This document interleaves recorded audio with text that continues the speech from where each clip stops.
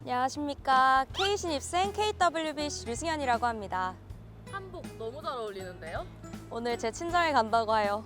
네, 맞습니다. 오늘 가볼 학과는 국어국문학과입니다.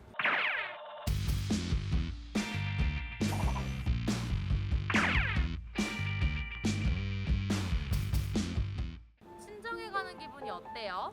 원래 K신입생 시리즈가 제가 전과를 하고 싶다고 해서 만들어진 프로그램이잖아요. 이렇게 마지막 회차에 우리 과로 돌아갈 수 있게 되어 영광입니다. 마치 성공하고 나서 그리운 고향집으로 돌아가는 느낌? 그럼 K신입생 마지막 학과인 국어국문학과로 출발해주세요. 슝! 안녕하세요. 1일 신입생 류승현입니다. 네, 안녕하세요. 국어국문학과장 김소영입니다. 만나서 반갑습니다.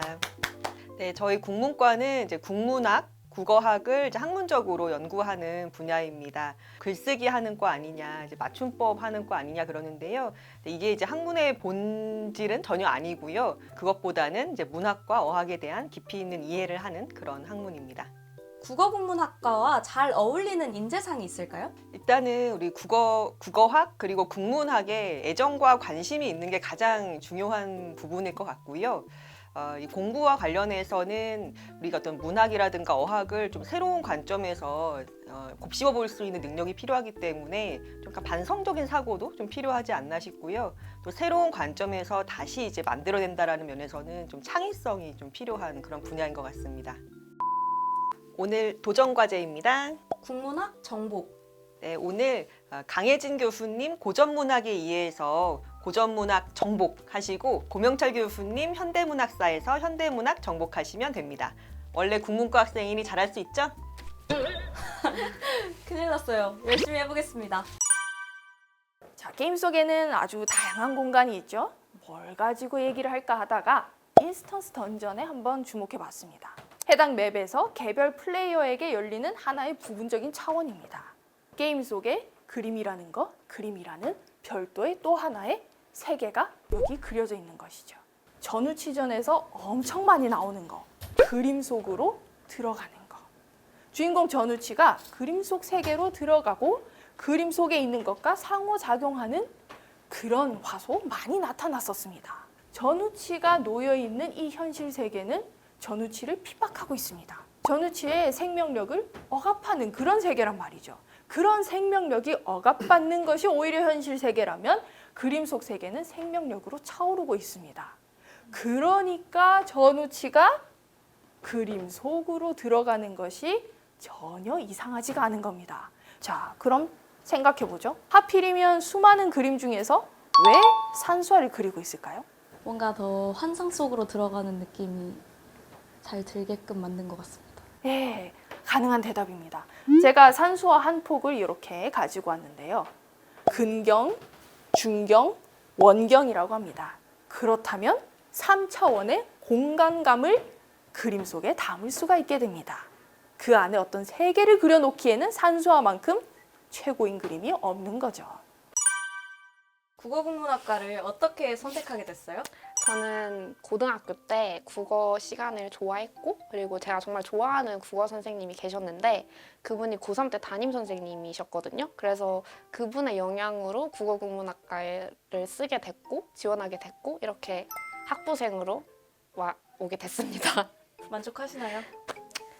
네, 만족합니다. 대답이 조금 늦은 것 같은데. 국어국문학과 하면 많이 듣는 말 있어요? 혹시 맞춤법 안 지키면은 기분이 나쁘냐 이런 말을 좀 많이 듣는데 저도 맞춤법에 대해서 잘 모르고 엄청 심각한 수준만 아니면 근데 이제 생각이 들긴 합니다. 생각이 맞아요. 들긴 하고 맞아요. 80년대에는 한국 사회에서 사회과학이 전성기입니다.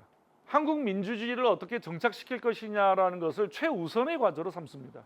한국 민주주의를 성취하기 위해서는 민족 모순과 계급 모순을 어떻게 한국적 현실 속에서 해결해 나갈 것이냐, 이 부분들이 되게 중요한 관심사였다는 거죠. 한국문학은 한국문학 방식으로 이 두 가지 과제를 해결하려고 노력을 하는 것이죠. 뭐 어떻게 해결했을까요? 맞아요. 네. 역사 같은 경우는 그냥 팩트로 일련의 사건들을 연결해서 정확한 사실만을 그냥 객관적으로 던진다면 문학 같은 경우는 조금 더 주관적으로 이걸 바라볼 수 있기 때문에 나중에 후대에 가서도 그 시대를 더 잘 현장감 있게 알 수 있는 데다가 문학으로 인해서 사람들의 마음을 움직이면 조금 더 문제 제기를 쉽게 하고 사람들에게로 하여금 공감을 불러일으키게 하는 것 같습니다. 맞습니다. 중요한 말씀을 해주셨는데 그 문학이라는 영역에서 문학은 감성이라는 문제들에 대해서 대단히 중요하게 생각을 하죠. 사회과학이라는 영역이 이성이라는 합리적 이성이라는 학문적 태도로 당대의 역사의 난제들에 대해서 문제화하고 이것에 대한 해법을 모색한다면 문학은 이성보다는 감성이라는 부분들을 어떻게 자신의 가장 비장의 무기로 활용할 것인가. 저는 국어국문학과 18학번 졸업생 최윤입니다. 저는 지금 방송국에서 방송작가로 활동하고 있습니다. 방송 프로그램의 전체적인 구성을 짜고 출연자들의 대본을 작성하는 일을 합니다. 독일로 교환학생을 갔다 온 일인데요.